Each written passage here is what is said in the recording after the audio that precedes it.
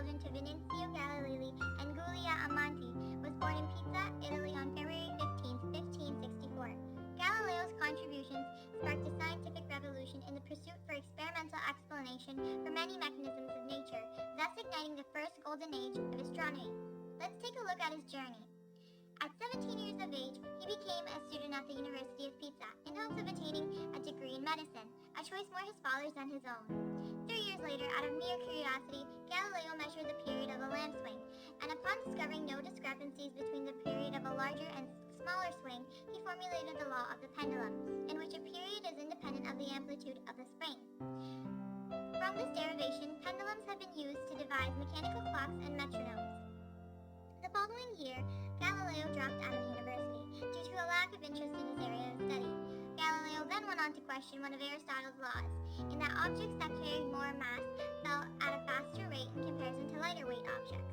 In a well-known thought experiment, Galileo dropped several balls, ranging in size and weight off the top of the Leaning Tower of Pisa. To his surprise, it took the same amount of time for each ball to reach the ground, clearly observing a flaw to Aristotle's theory. Under the influence of gravity alone, Galileo concluded that all objects fall with equal acceleration.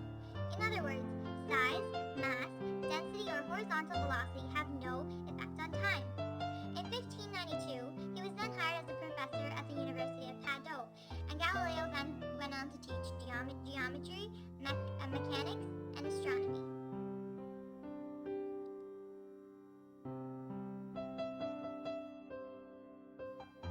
Under harsh economic times, Galileo invented a thermoscope to allow for the measurement of temperature variations.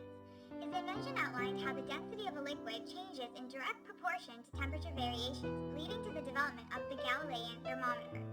In this device, small glass bulbs are filled with different colored liquid, sealed, and then submerged in a clear liquid.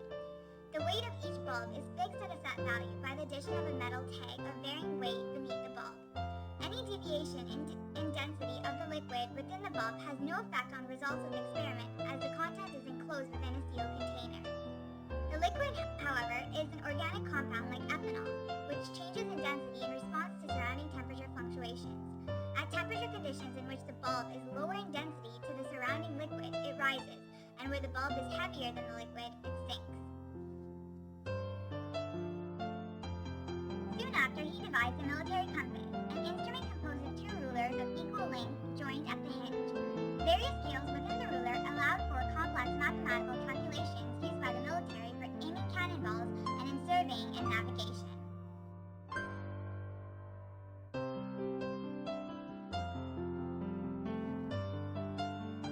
Galileo had 3 children with his mistress, Marina Gamba. Both daughters were put in convents where they were named Sister Maria Celeste and Sister Arcangela, and his son Vincenzo lived with Galileo after Marina married.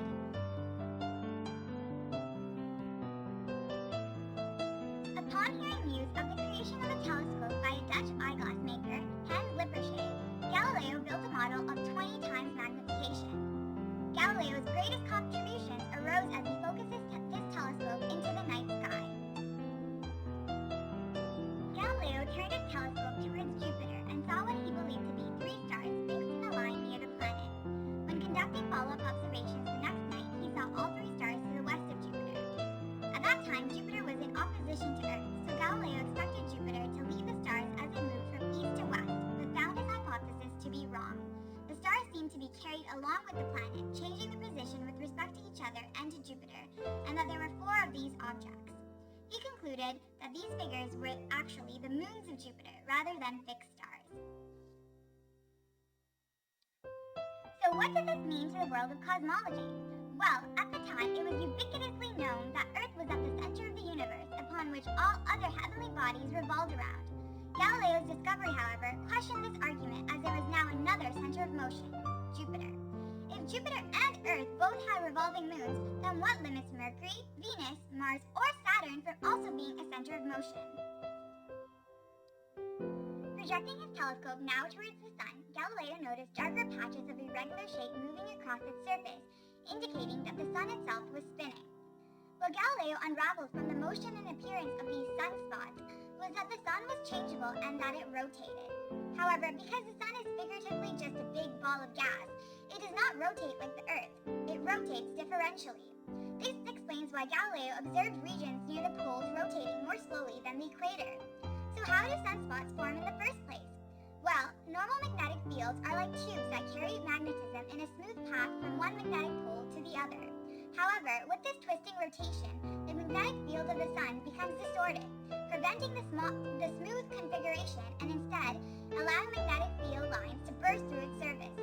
The magnetic fields of sunspots thus impede on convection and avert any plasma or heat energy from reaching the sunspot.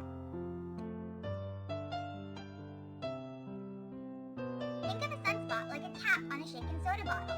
The cap holds back fizz of the soda, just like a sunspot, a region of intense magnetism, holds back much of the heat arising from the deeper core, thus creating a cooler and darker surface.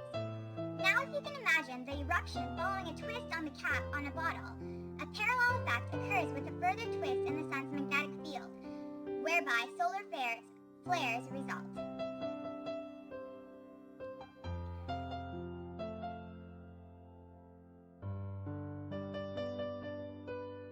Under Aristotelian beliefs, the sun was drawn out to be an unchanging, perfect flat disk. However, Galileo's observations of moving spots meant that there was a change in the heavens, a flaw in the predisposed laws of nature.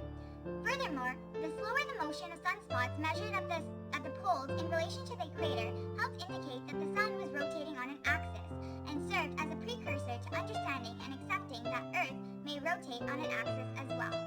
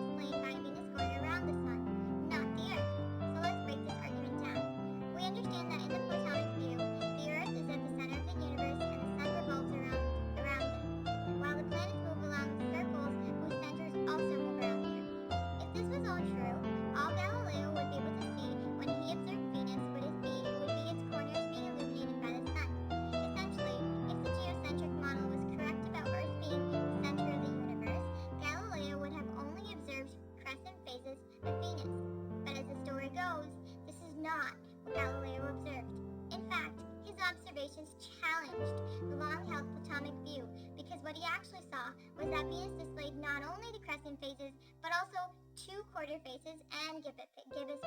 The quarter phases occurred when Venus was perpendicular to the Sun, where only half of Venus was being illuminated. As it came closer to the Earth, the angle of illumination changed, allowing for only the crescent phases of Venus to be seen. Finally, when Venus was right in front of the Earth at a 0-degree angle, there was obviously no illumination, leaving it completely dark. As it continued its path away from the Earth, he saw that Venus was making a crescent cycle, making its way to the third quarter. Afterwards, when it had almost, but not quite, reached the opposite side of the Sun, he observed the gibbous phases, in which he saw more than half of Venus being illuminated. Galileo's work gave support for the heliocentric system, and contradicted the Bible, and brought him to stand in opposition to the Catholic Church.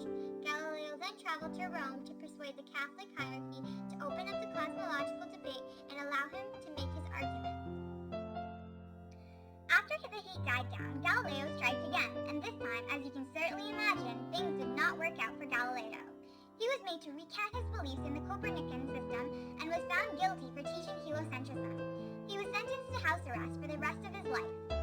At the age of 77, Galileo died, taking with him pride and acknowledgement in his life's work. He has been called a mathematician, an astronomer, a physicist, and a philosopher, but his title in history is as the father of modern science.